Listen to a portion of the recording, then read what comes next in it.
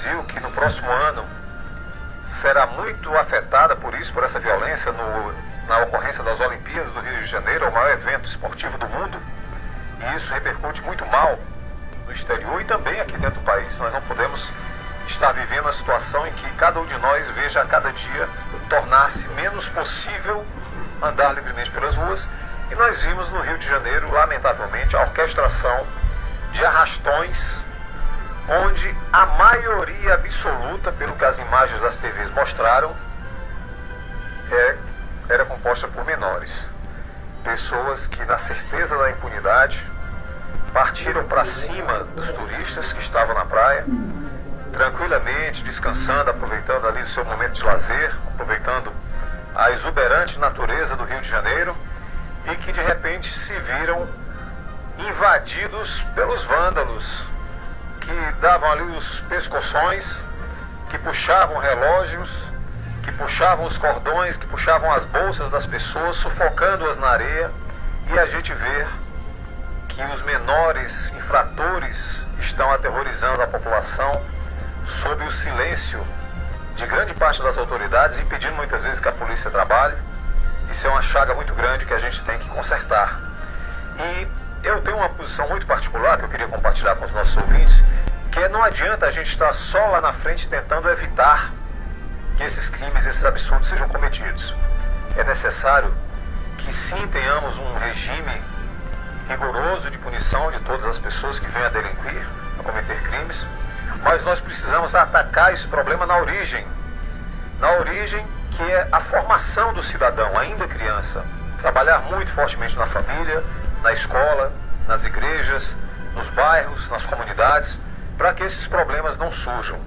E eu tenho a satisfação de já há alguns anos estar muito próximo do esporte amador, de Fortaleza, do Ceará e por que não dizer do Brasil, porque acredito muito na capacidade que o esporte, enquanto ferramenta integrada da vida da criança, da vida do jovem, do adolescente, o poder que o esporte tem de evitar que a pessoa vá delinquir, que vá se envolver com as drogas, que vá ter uma vida desregrada, que perca a disciplina, que perca efetivamente a condição de se tornar um cidadão de bem. E nessa iniciativa eu tive o prazer muito grande de conhecer um cidadão cearense que vem desenvolvendo seus melhores esforços no sentido de fortalecer o esporte amador, particularmente o judô, que é uma arte marcial que prima pela disciplina, pela formação, pelo respeito à hierarquia, pelo respeito ao adversário, de cair e levantar. E uma pessoa, como disse, que dentro da sua ação cidadã vem permitindo que o esporte se fortaleça, particularmente o judô de liga, e a gente vai entender um pouquinho melhor sobre isso. E eu queria compartilhar com vocês essa entrevista com o nosso amigo Eduardo Costa, que é o presidente da Confederação Brasileira das Ligas de Judô, da Federação Brasileira das Ligas de Judô, para quem a gente dá o nosso boa noite e já começa a conversar um pouquinho. Boa noite, Eduardo. Boa noite, nobre amigo. Que bom estar com você nessa rádio AM, transmitindo aí para nosso público cearense todo o seu know-how, todo o seu conhecimento e todo o seu bem-querer com a população. E eu digo isso com a providência de quase 10 anos de lhe conhecer. E graças a Deus, nesses 10 anos não houve nenhuma vírgula em relação ao seu caráter, a sua... o seu coração realmente muito preocupado com N problemas que infelizmente nós estamos passando aí. E estamos aqui à disposição para falar um pouco desse judô de liga, que é um judô diferenciado, e é um prazer mais uma vez. Muito obrigado pelo convite, e quando que você quiser nós estaremos aqui. Eduardo, eu queria primeiro desmistificar um pouco com a população que tem muita ideia. Eu fui praticante de lutas muito tempo, entre elas o judô e o karatê, e a gente que pratica sabe que não é uma incitação à violência, pelo contrário. Mas o cidadão que está em casa às vezes acha que levar o filho para uma academia para praticar um esporte dessa natureza é uma coisa que vai torná-lo mais violento. E eu queria começar por uma explicação sua como grande mestre do judô, que é você, já partindo aí para o 5º grau do judô após a faixa preta, que você explicasse um pouco para as pessoas que estão nos ouvindo o princípio do judô, o que está por trás dessa arte, dessa filosofia esportiva que não é violenta, pelo contrário. Eu queria que você, nas palavras de um conhecedor, de um mestre já há tantos anos, pudesse esclarecer as pessoas sobre o que representa efetivamente o judô na vida do indivíduo. Eu inicio essa explicação dando uma declaração formal da Unesco. Ela realmente, formalmente, ela colocou o judô como o esporte mais de melhor condição de instrução para a criança. O judô, até pelas suas raízes, é um esporte japonês fundado pelo mestre Jigoro Kano.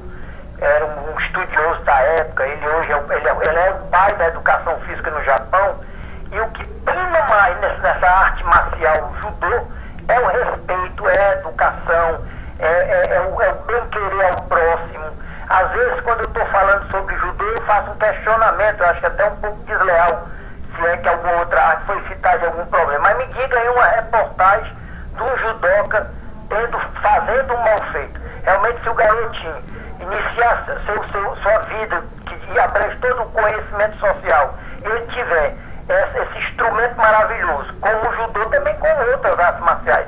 E aliás, como o senhor bem retratou, como todos os esportes, mas especificamente o judô. Se ele for doutrinado dentro de um dojo de judô, a probabilidade de ele realmente vir a ser um cidadão, eu não vou dizer 100% não, mas é 99% e mais alguma coisa aí.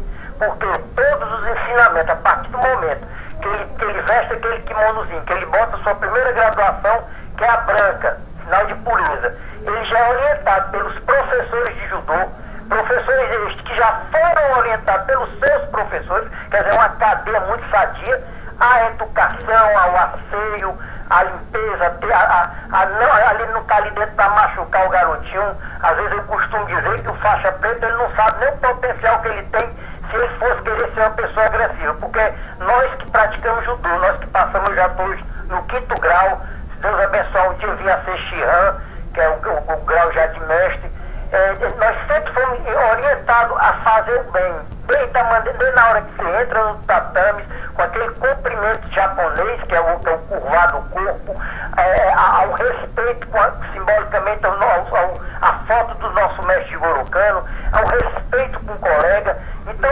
eu sou muito suspeito em falar, mas eu oriento todos os pais, se você quer um esporte que seja um gigante, um grandioso parceiro no aprendizado do seu filho ou da sua filha, coloque no judô. O judô hoje já tem academias aceitando crianças de até 3 anos de idade, tanto sexo masculino como feminino. Lá em cima do dojo não existe sexo, não existe cor, não existe religião. Lá é uma coisa que todos são iguais. E o respeito é um dos fundamentos que mais nos orgulha de ser um apaixonado por esse esporte, de ser um praticante. É muito fácil falar de quanto o judô é bom para o crescimento socioeducativo de uma criança. É muito fácil. Até mesmo os adultos, nós temos casos, eu posso correlacionar, na qualidade de presidente nacional da CBLJ, Confederação Brasileira de Ligas de Judô, lá em Mato Grosso, Nobre, Shihan, Carlos Fernando, hoje, o trabalho social que ele faz lá já está abrangendo mais de 5 mil crianças, com a ferramenta mestra, mola mestra, o judô, hoje ele abrangeu para outros esportes, mas lá as autoridades, quando um garoto faz um mal feito, que esse mal feito não seja assim, de uma contundência muito grave, ele a punição do garoto, que não é punição entre parentes, eu acho que é um prêmio, é botar o garoto para treinar judô com o Jean Carlão. Isso já vem há anos. Então, quer dizer, o Poder Judiciário daquele estado, daquele região do Mato Grosso, especificamente Diamantina e todas aquelas regiões vizinhas, já estão adotando isso com total êxito. É algo a ser propagado no Brasil. Eduardo, e tem uma coisa que eu gostaria que você também se referisse, para a população entender melhor. O judô tem o termo judô tem uma tradução. O judô, na realidade, a fiel tradução dele é caminho suave. Isso, era o Jigoro Kano, ele entende que a suavidade dos movimentos do judô sobrepõe a força bruta, a ignorância. Às vezes é uma história muito contada para os nossos garotinhos, que a gente aprendeu, que quando estava nevando, que aqueles troncos rígidos, fortes, teoricamente fortes, acumulavam a quantidade de neve, e depois eles segurar o peso da neve. Enquanto os galhos finos, que quando a neve acumulava, que ele cedia, ele curvava, a neve caía, ele se erguia. É uma das lindas histórias que a gente, em todo esse caminhado do judô, nós entendemos, nós passamos para os nossos atletas. Essa visão do caminho suave, da suavidade, não só dos movimentos, e sim do comportamento, aquela coisa também está muito ligada, e eu sei isso muito de perto, mas vindo essas colocações sendo feitas por você, que é uma pessoa reconhecida no mundo do judô cearense e brasileiro, até pela presidência que vem exercendo com brilhantismo da CBLJ, também existem algumas coisas, você falou dos princípios do respeito, da obediência, né, a questão da disciplina, mas existe também uma coisa que me fascina muito nas artes marciais, e particularmente no judô, que é aquela noção da superação, né? Aquela coisa de que você pode cair, mas que você pode levantar. Sim, perfeito, perfeito. Só para o senhor ter uma ideia, nobre doutor, você entra na academia de judô, você primeiro aprende a cair. Primeiro você aprende a cair, ter noção de como cair, de por que cair. E repito, o judô, ele é uma mega, é tanta coisa envolvida pro aprendizado do garoto, que é impressionante, fica uma família. Só para você ter uma ideia, eu fico às vezes envergonhado quando eu passo e já vem aquele rapaz, às vezes, eu não tenho essas estaturas muito altas, mas ele quer me dar um abraço, às vezes eu não sei nem quem é, quando eu presto atenção, foi um aluno meu, uns 7, 8 anos.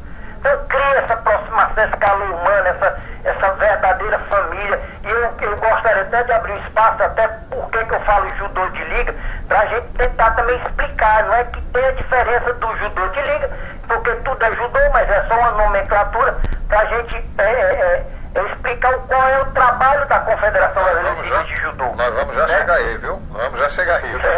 Eu queria que os nossos ouvintes, Eduardo, fossem percebendo, e depois no final eu quero fazer a conexão de tudo isso que a gente está dizendo com o que eu comecei falando, que você já estava nos ouvindo aí quando você estava na linha aguardando eu lhe chamar, que é a questão da prevenção, a questão da ocupação, a questão de tirar o jovem, o adolescente, a criança da área de risco, né? Então, voltando à questão aí da filosofia do judô, e a gente pode, de certa forma, estender isso para algumas outras artes marciais, não todas, é verdade, mas para grande parte delas e para o esporte amador de um modo geral, essa coisa do aprender a cair, a que você se referiu, é uma coisa muito importante, porque hoje no mundo, e principalmente no Brasil, as pessoas não têm esse sentimento de humildade, que nem sempre a gente vai tirar vantagem, ou ganhar, ou vencer, ou derrotar, e que cair não é feio, porque você pode cair e se reerguer. O que é feio é você cair tendo feito coisas erradas, você tendo se corrompido, você tendo se envolvido na realização de ilícitos, no cometimento de crimes, mas essa coisa que você colocou de aprender a cair, eu acho que é o princípio da humildade do judoca, não é isso? O praticante de judô, quando ele está no seu treinamento diário, até em competição, eu fui faixa preta em 89, comecei a treinar em 78, não sei nem fazer os cálculos. Mas eu desconheço, e se eu puxar muito a mente, talvez assim, um mal-estar, um atleta ter perdido para o outro, ou ter sido superado, e ter saído com raiva, e ter ido buscar a desforra. É uma coisa que às vezes a gente não sabe nem explicar como é que um esporte de tanto contato, e às vezes para o leigo acha que aquelas projeções, mas o atleta que sabe cair para ele ali, ele tira de letra, que não fica mágoa, não fica desagrado. E aí sim, não quero ser bairrista, o próprio karatê, sou muito fã do karatê, eu já cheguei a praticar karatê, outras artes marciais que eu também não vou querer aqui enumerar, porque especificamente nós estamos falando de judô. Dá esse ensinamento. E repito, é um ensinamento que não fica no tatame. O bacana é isso.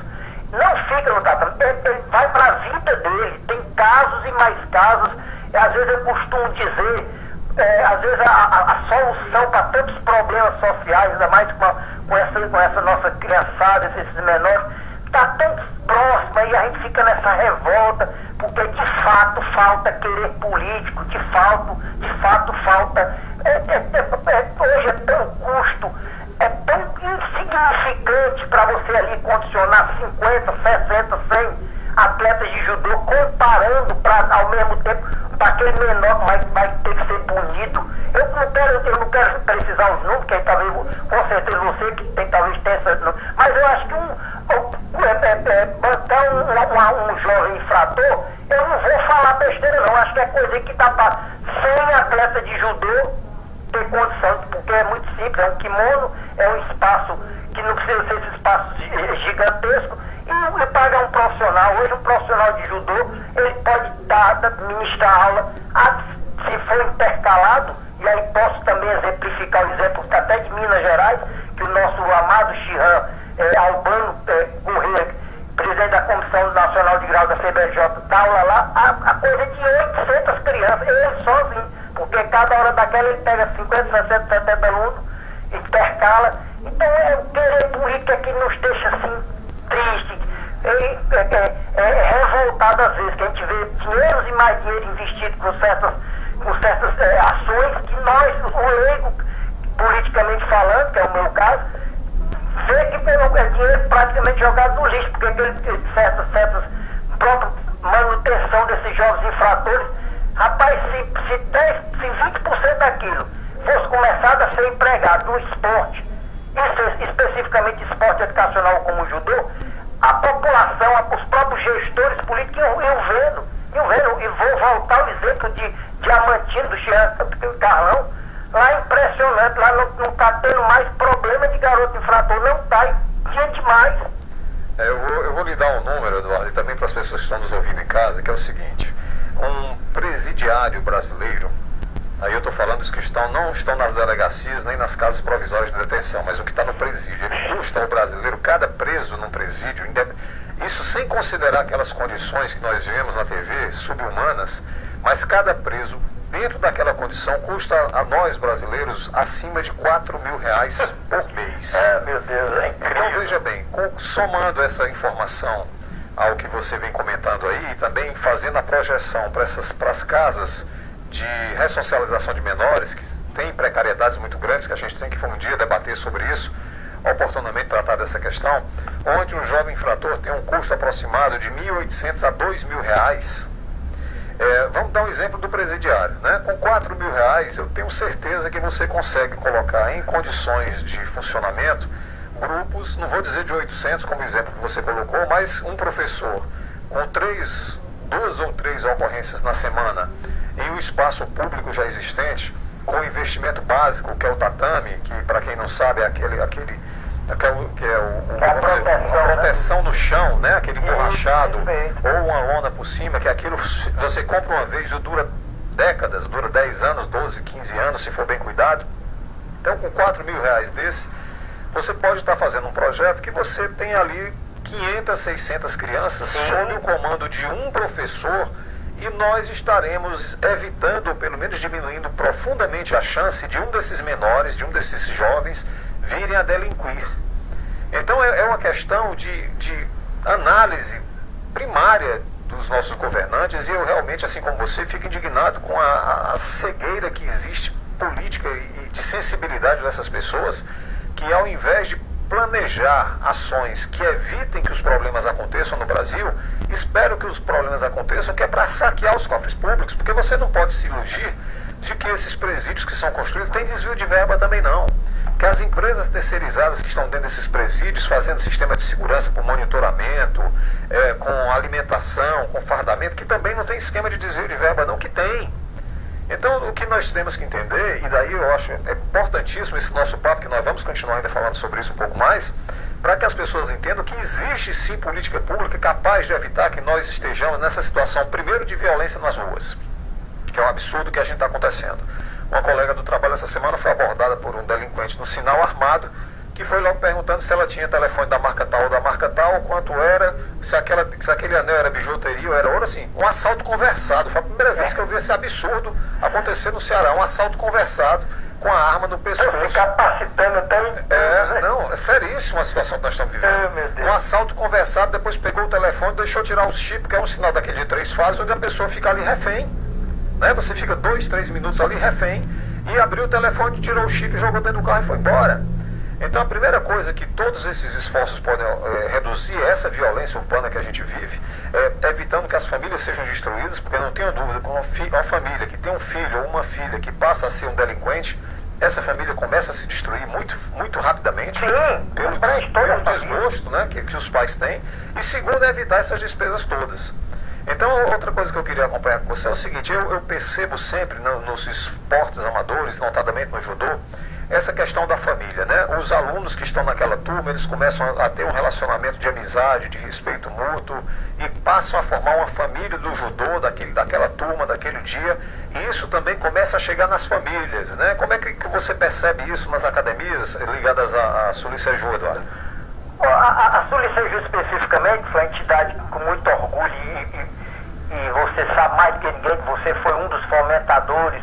Registrar para os nossos amigos telespectadores que quem me entrevista, esse amado amigo, hoje faz parte do quadro da Confederação Brasileira de Ligas de Judô, pela sua gigantesca capacidade de entendimento social e como diretor institucional. E esse nobre amigo Alexandre Damasceno também, registrar aqui para nossos amados telespectadores, foi a mola mestre para nós, em 2012, podermos lançar esse projeto Judô de Liga no Ceará através da Suliceju, Superliga Excelente de Judô, entidade a qual eu tenho assim mesmo com uma filha minha, e hoje eu, por estar à frente da Confederação Brasileira de Liga de Judô, quem está hoje à frente da Superliga Excelente de Judô é o meu amigo amado Chiran Antônio de Pado. É bom registrar isso só para os telespectadores entenderem que você está muito sabedor de judô, viu, nosso amigo? Então é uma honra, é um prazer ter você com a gente. Mas na pergunta, voltando à sua pergunta, é o seguinte: até no manuseio da prática do judô, a gente envolve os pais, em conversa com os pais, porque existe a necessidade dessa parceria, já que a gente tem tantas carências financeiras de órgãos que a gente era para ter aí, era sobra de verba. Nós buscamos na parceria com os pais, numa situação de uma taxa para um evento estadual, que é as competições, no pagamento de um deslocamento de uma equipe, como o Ceará já é referência no Nordeste e até no Brasil, toda vida que nossa delegação vai competir fora, é de pleno sucesso. Então essa junção de quem está gerenciando o judô através do presidente, dos professores e da diretoria com a família do atleta é de suma e necessária interação. E nessa interação você falou tudo. Como eu entreguei que você já é um cara que é um grande parceiro nosso, você já está praticamente fazendo a pergunta e me respondendo. É uma grande família. Você falou a palavra que eu não consigo achar outro adjetivo. É uma grande família. Então, se torna uma grande família. Existe a interação do pai. E o bacana é que nessa interação vem a mãe, às vezes, falar com nós professores que o garoto não se saiu bem nas matérias. E aí, repito, judô de liga exige, acima de tudo, que o nosso praticante tenha uma formação educacional, busque realmente no estudo a grande meta da vida dele. A grande meta. O judô é um parceiro. O judô vai estar acompanhando ele pro resto da vida. Mas nós não, de uma certa forma, nós não botamos na cabeça dos nossos praticantes: treine judô, treine que você vai ser um campeão olímpico, treine judô que você vai viver de judô. Não. Porque nós entendemos de quanto é sofredor o professor. Esse professor de prática, português, matemática. Imagina o professor de arte marcial. Então nós queremos o melhor para os nossos atletas. E nós entendemos que o melhor para os nossos atletas é que nossos atletas sejam advogados, sejam médicos, sejam profissionais liberais, e tenham o judô como parceiro, seja judoca, seja faixa preta. Porque o grande glamour de todo praticante de judô é chegar à faixa preta, né? A faixa preta dá uma autoestima, a faixa preta dá uma notoriedade para o praticante, não deixa de fazer uma certa proteção social, porque o faixa preta, a comunidade que sabe que aquele cidadão, aquele praticante, aquele atleta é faixa preta, os maus elementos talvez não vão querer ter atrito com ele. Enfim, uma série de benefícios que o nosso praticante de arte marcial, especificamente o judô, tem. E aí eu queria, assim, nesse ponto que você já começou a falar da filosofia do judô de liga, né? O que eu queria fazer uma pequena antecipação aí dessa explicação para os nossos ouvintes, é que o judô de liga é um judô que é praticado da mesma forma, o esporte é o mesmo, as regras são as mesmas, mas ele tem uma ideologia social diferente do judô de competição, que é o judô que normalmente é colocado pelas federações, né, pela Federação do Judô. Então, na verdade, é o mesmo judô. Quando a gente fala de judô de liga, não está falando de um esporte diferente, com um kimono diferente, nada disso, é o mesmo. O problema é a forma com que as associações, que as academias, para a pessoa entender melhor, associações são as academias, se organizam e se preparam para aplicar aquele judô, para fazer com que a pessoa se sinta dentro do mundo do judô. E é isso que eu queria, Eduardo, que você esclarecesse, que você já tangenciou, já falou um pouco desse assunto, a grande diferença entre o judô para ajudar na vida e o judô como a única coisa que a pessoa deveria ter na cabeça, que não é o caso do judô de liga, é o judô como você falou com o parceiro, né? Só para que os pais entendam isso e vejam a importância de colocar os seus filhos nessa filosofia do judô de liga. Eu vou procurar ser o mais até cauteloso nessa informação, para não gerar eu queira estar dizendo que quem trabalha com judô de federação, para os nossos ouvintes entenderem. Hoje quem trabalha com judô competitivo do Brasil, por sinal fazendo um trabalho sensacional, os resultados aí já provam isso, é a Confederação Brasileira de Judô, entidade muito antiga, acho que foi fundada em 69, foi um trabalho sempre sensacional. Quem disser o contrário, eu acho que não está sendo coerente, está sendo até leviano. Foi um trabalho maravilhoso, no que diz respeito ao judô competitivo, esse judô que tira a seleção brasileira. Mas agora falando do judô por que judô de liga? Ligas, infelizmente houve uns questionamentos de não concordância política, e há 15 anos atrás começou a se levantar as ligas de judô, como tem liga de vôlei, todo mundo tem ligas esportivas. E nessa divisão, entendeu-se que o grupo que começou a apoiar o sistema de ligas abrangia mais o lado social, aquele atleta carente socialmente falando, aquele atleta de projetos, e começou a calcificar, a criar essa imagem de quem trabalha com judô de liga, e não é mentira, trabalha especificamente com aquele garoto que não tem dinheiro para de repente pagar um kimono trançador. Kimono trançador hoje é R$320 para lá, é caro. Às vezes não tem dinheiro para pagar uma academia, aqui no Ceará não é tão caro, mas aí no Brasil afora, para você treinar judô, no exemplo, em São Paulo, é R$200 para lá, enfim. Começou uma seleção natural daqueles professores que não tinham judô especificamente para botar o seu atleta para ser campeão olímpico, e sim para ser um campeão da vida. Agora, especificamente falando do judô de liga, o que é que nós defendemos? Não quero, repito, vou ter zelo no que eu estou explicando para não criar, mas nós não entendemos correto algum professor, alguma associação ou alguma entidade botar na cabeça dos atletas: treine que você vai ser campeão olímpico, treine que você vai ser campeão mundial, porque nós entendemos que a peneira é desumana. Hoje a nossa seleção principal é 8 atleta masculino e 8 feminino. Aqui no Brasil coisa de 20 milhões de praticantes de judô. Então é desumano isso. Não é que o atleta de liga, que faz parte da Confederação Brasileira de Liga de Judô, viesse destacar. Eu digo, a lei está a nosso favor, porque tudo é legalidade jurídica. Temos como, de repente, até filiar ele por uma federação, e caso ele venha disputar uma vaga olímpica, algo nesse sentido. Mas nós não entendemos justo ser uma coisa generalizada. Eu pegar 100, e às vezes eu dou um exemplo assim, eu pegar 100 crianças, se eu falar para 100 garotos, treine, você vai ser um praticante, você vai ser um competidor olímpico, você vai estar na seleção 100. Aí tem outros 100 que outro professor que trabalha com o espírito de liga, não, treine, tem o judô como uma ferramenta na sua vida, até mesmo de autoestima, mas com isso nós orientamos todos os nossos presidentes estaduais, todos os professores.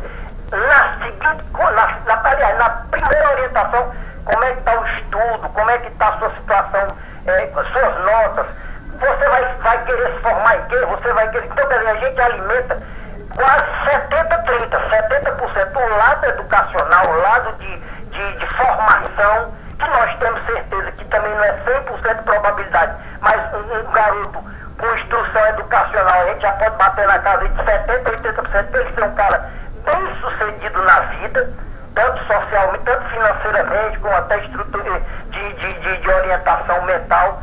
E 30% é aquilo que é dos nossos atletas, que é o 30% de amor pro judô. Claro que eu falo isso, 30% no final ele ama judô e fazendo essa casadinha perfeita, estudo, educação, buscar uma formação, com o seu kimonozinho debaixo do braço. É lindo. Às vezes eu tenho um professor lá da Bahia, que eu vou, meu Deus, não vou lembrar o nome dele.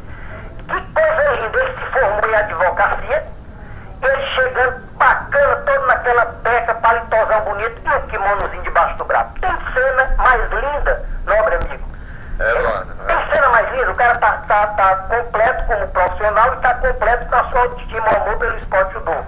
Isso mostra que o esporte amador, que o judô em particular, ele passa a fazer parte da estrutura moral, da estrutura humana do cidadão, né? E que é uma coisa que é uma espécie de companhia para toda a vida, tanto da doutrina, como da moral, como da prática física. Realmente é uma coisa muito, muito importante.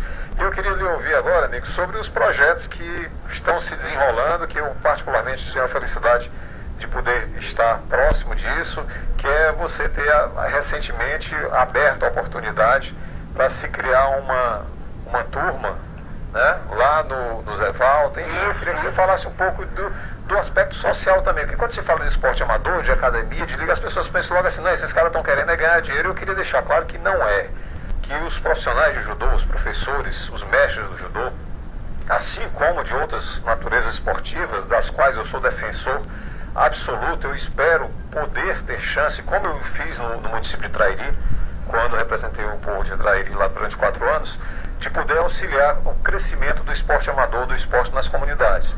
Mas eu queria que você mostrasse que não é isso, que não existe aquela vontade de fazer judô pelo dinheiro, pelo número de matrículas, e que existe também essas iniciativas de forte alcance social, que os professores são abnegados, e a exemplo disso você como presidente da confederação, que poderia estar se colocando de uma maneira distante das bases, distante das comunidades carentes, que você está aí abrindo espaços e na iniciativa própria, na iniciativa pessoal, oportunizando o judô para crianças carentes. Queria que você nos ilustrasse com isso aí rapidamente. Realmente você colocou assim com total clareza. Até mesmo o senhor faz uma ideia que eu como presidente nacional. Não, pelo contrário, eu adoro kimono e adoro fazer o que a nossa entidade nacional e as estaduais propõem, projetos. Nessa linha, nós, repito, com a sua força também, sua ajuda até financeira, nós estamos com um projeto, já iniciou semana passada, Judô de Liga Transforma. Esse projeto, inicialmente, que eu digo inicialmente, se Deus abençoar, com o apoio de pessoas como você e outros que nós buscaremos, outros parceiros, eu quero estender para todo o estado do Ceará, inicialmente, e até também quero dizer o nome da pessoa que foi maravilhosa na aceitação, que é a diretora Janaína, lá do CCDH, do José Walter. Estamos lá com um espaço maravilhoso, tatame novo, a sala muito aconchegante. Iniciamos uma turminha, já estamos com 14 inscritos, porque está com 2 dias só isso. E a minha felicidade de estar com o kimono, ensinando criancinha, tem os 2 pequenininhos lá, que é a coisa mais linda do mundo, garotinha de 4 anos, meus caçulinhas. Também levar a minha filha, que é uma apaixonada pelo esporte, e ela estava até sem muita opção. E a ideia é essa, a ideia é começar, aliás, já começou lá no CCDH José Walter, mas nossa ideia é buscar parceiros para todo o Ceará, porque como você bem ilustrou, é uma importância quase imoral falar os números para tanta gente beneficiada. É o pagamento de um professor, que às vezes sequer é um salário mínimo, é o espaço e é o kimonozinho hoje, kimono simples, está na casa de 60, 70 reais, que o garoto tem 3 no ano. Então, em cima desse início aqui no José Walter, nós queremos dar nossa parcela para tantas mazelas sociais, tanto descaso político, que também não adianta a gente falar nisso, que a gente vai passar a madrugada.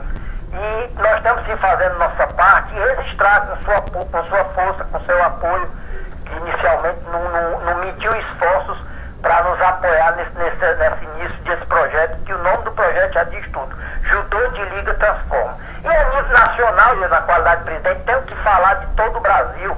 São Paulo tem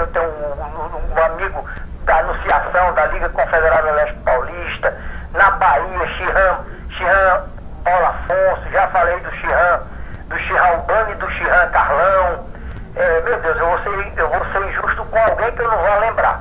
Mas o Brasil todo, todos os estados, que próprio Selmar lá em Santa Catarina, próprio Xirran Heron e professor Heron e professor Germano também tem um grupo muito forte no Rio Grande do Sul. Todos os pontos que hoje nós estamos aí em 18 estados, desses 18, 12 com bem já solidez, todos têm.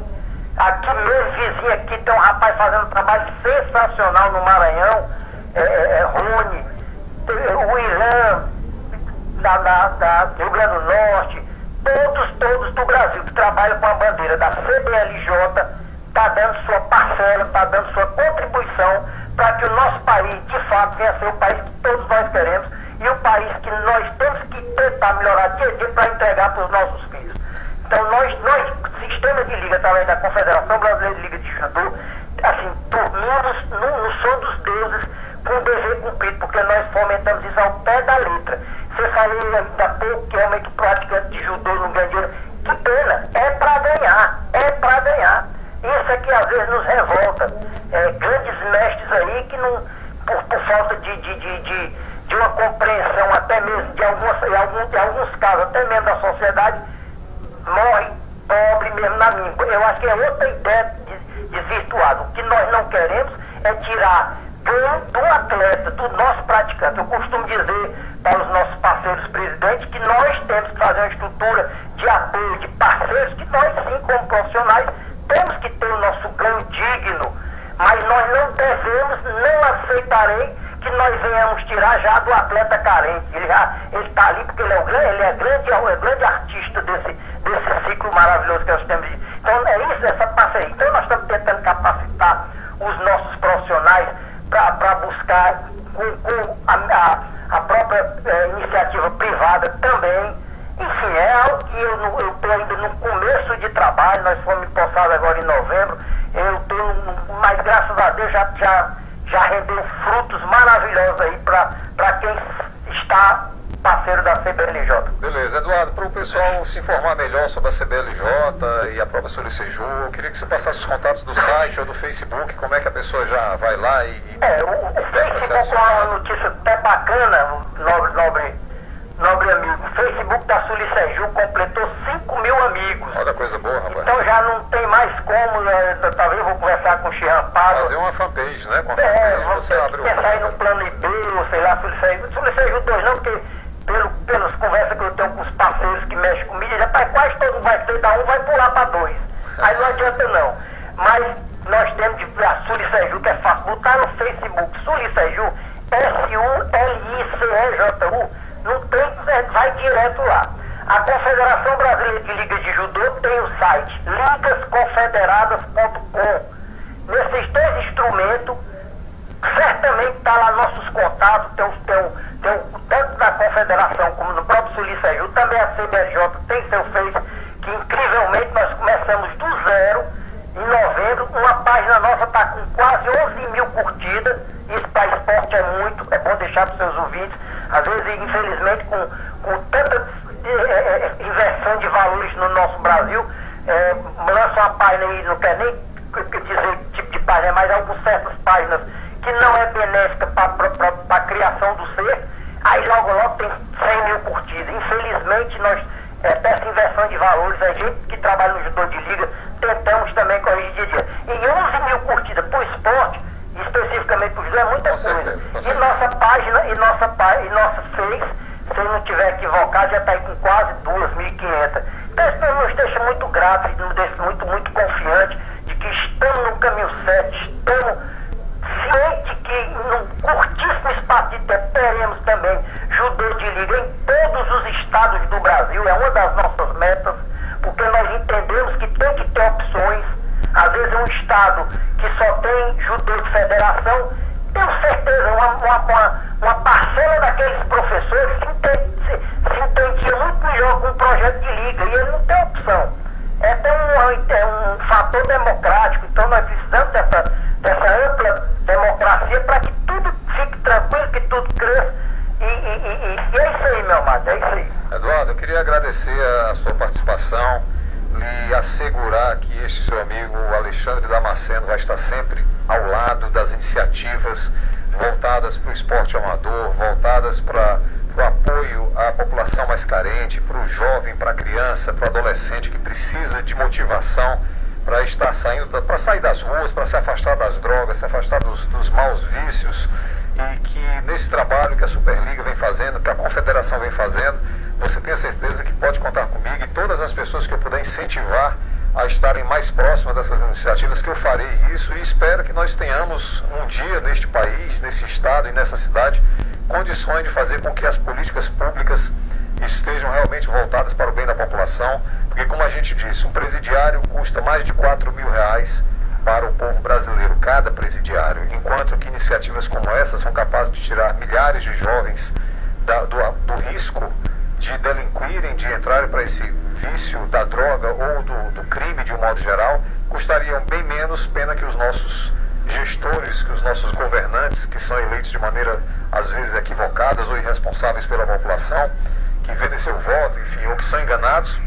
Mas eu tenho certeza que nós esforçaremos que esse jogo mude e que a gente possa contar com políticas públicas nesse sentido. E abre o microfone da Rádio Cidade 860 do programa Praça da Cidade, para que você possa deixar uma mensagem final a todos os praticantes do judô de liga e do judô de um modo geral. Não, com certeza. Primeiro pedir perdão a alguns amigos aí do Brasil que eu não falei o nome, mas eu queria também relatar que agora em novembro, especificamente 1º de novembro, nós teremos o Campeonato Brasileiro das Ligas de Judô da CBLJ no município de Araruama, Rio de Janeiro.